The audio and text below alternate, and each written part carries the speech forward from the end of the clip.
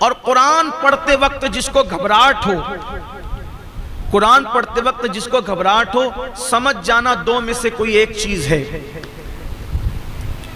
یا تو اس پر کسی نے جادو کیا ہے، یا تو اس کا ایمان اس کے سینے سے نکل گیا ہے۔ السلام علیکم ورحمۃ اللہ وبرکاتہ۔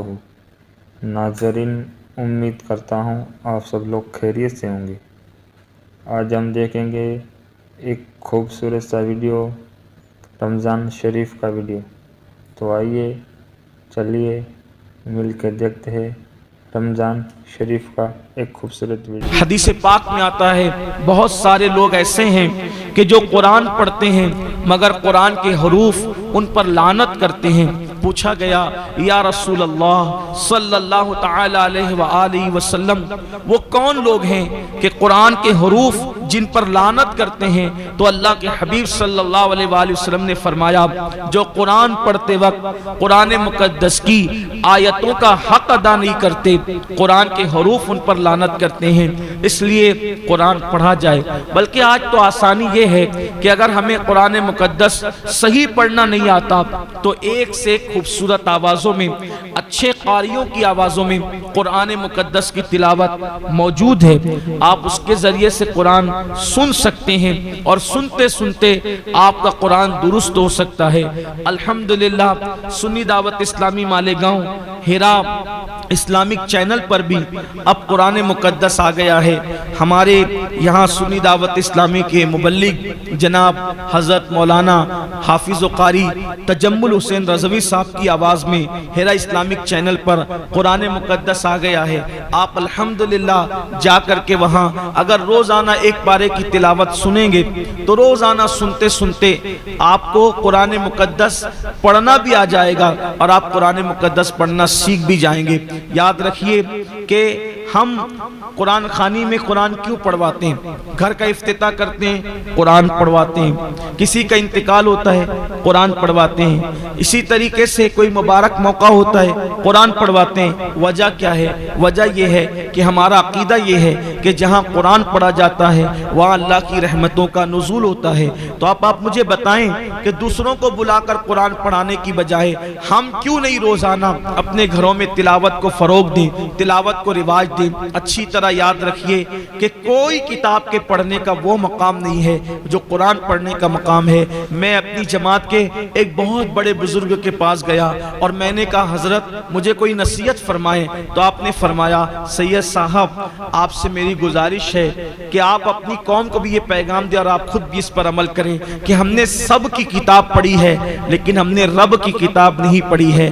کاش کہ ہم رب کی کتاب کو صحیح طور پر پڑھتے اور اس کو سمجھنے کی کوشش کرتے تو آج ہماری قوم کا یہ حال نہ ہوتا جو ہماری قوم کا حال ہے۔ اسی لیے اقبال کہتے ہیں وہ زمانے میں معزز تھے مسلمان ہو کر، وہ زمانے میں معزز تھے مسلمان ہو کر، اور ہم خار ہوئے تاریک قرآن ہو کر۔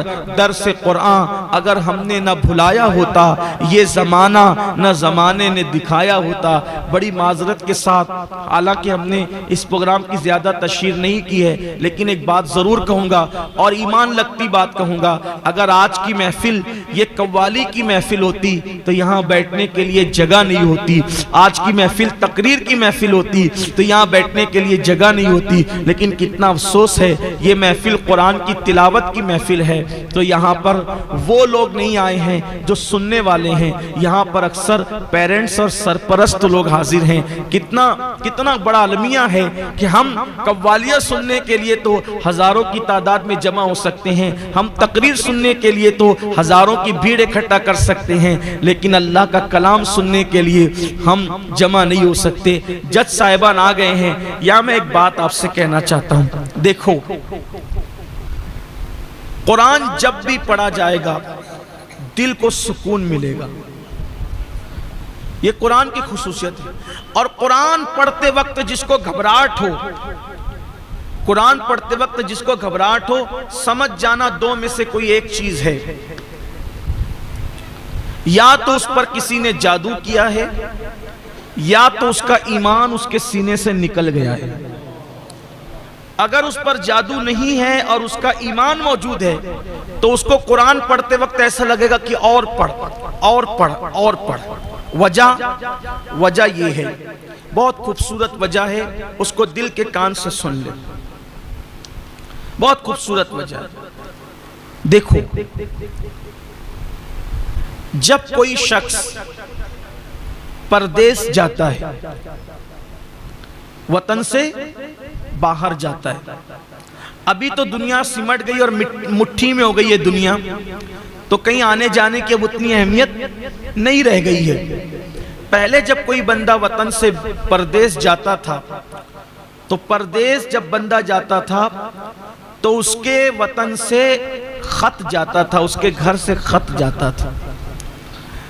بلکہ جب انٹرنیٹ کا دور نہیں تھا تو یہاں سے جو لوگ حاجی لوگ اور عمرہ کرنے والے جاتے تھے تو سعودی میں جو لوگ کام کرتے تھے ان کے ہاتھوں سے لوگ بڑے بڑے خط بھیجتے تھے، اور وہ سعودی میں رہنے والے لوگ 300 کلومیٹر کا 500 کلومیٹر کا سفر طے کر کے ان حاجیوں سے اور معتمر لوگوں سے ملنے کے لیے آتے تھے کہ ہمارا خط دے دو، ہماری چٹھی دے دو، ہمارا خط دے دو، کیونکہ گھر سے آیا.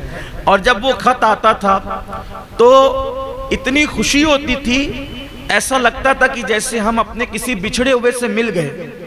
اور اس خط کو ایک ایک خط کو بار بار پڑھنے والے پڑھتے تھے. کیوں؟ اس لیے کہ ایسا لگتا تھا کہ وطن سے چٹھی آئی، اپنے پیاروں کا پیغام آیا ہے، ایسا لگتا تھا. اور ان کا پیغام پڑھ کر کے سارے دکھ دور ہو جاتے تھے، ساری جدائیوں کے غم دور ہو جاتے تھے. ایسا ہوتا تھا کہ نہیں ہوتا تھا؟ ہوتا تھا. ٹھیک اسی طرح بلا تمثیل، ملانے کے لیے نہیں، صرف سمجھانے کے لیے، ہم بھی پردیس میں، یہاں ہم بھی پردیس میں ہیں. ہمارا وجود دو چیزوں کا مرکب ہے. ہمارا وجود دو چیزوں کا مرکب ہے، ایک ہمارا جسم ہے اور ایک ہماری روح ہے. تو جسم تو بنا ہے یہاں سے اور روح آئی ہے وہاں سے، پردیس سے روح آئی ہے. تو اب چونکہ جسم یہاں کا ہے لیکن روح ہے پردیسی، تو اب یہ روح جسم کے پنجرے میں بے چین ہوتی ہے، بے قرار ہوتی ہے. کس کے لیے؟ دیس کے لیے، وطن کے لیے، یار کے لیے.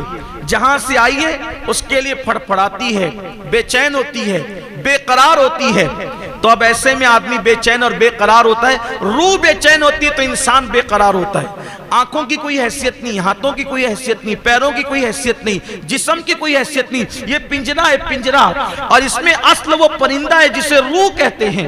جب تک وہ انسان زندہ ہے، جب تک وہ انسان کام کر سکتا ہے، جب تک وہ انسان دیکھ سکتا ہے، جب تک انسان بول سکتا ہے، جب وہ روح نکل جائے تو پھر کچھ نہیں بچتا. تو اصل روح ہے، روح کی طاقت اصل ہے. جسم کچھ بھی نہیں ہے، یہ مٹی ہے، یہ پنجرا ہے، پنجرا کچھ نہیں کر سکتا. بلکہ پنجرے کی زینت اور خوبصورت اور آبادی اس وقت تک ہے جب تک کہ چڑیا پنجرے کے اندر بول رہی ہے. جس دن کی چڑیا پنجرے سے باہر نکل جائے گی، پنجرا سونا سونا ہو جائے گا. ہم سفیر و باغ میں ہیں، کوئی دم کا چہچہا، بلبلیں اڑ جائے گی، سونا چمن رہ جائے گا. چمن کی باغ و بہار ان پرندوں سے جو چہچہا رہے ہیں. تو یہ پردیس سے آئی بھی روح ہے، یہ بے چین ہوتی ہے تو پورا وجود بے چین ہو جاتا ہے. میرے اللہ نے رحم کیا روحوں کی دنیا پر، میرے اللہ نے کرم کیا روحوں کی دنیا پر. اے روحوں جاؤ اور جسموں کے اندر مقیم ہو جاؤ.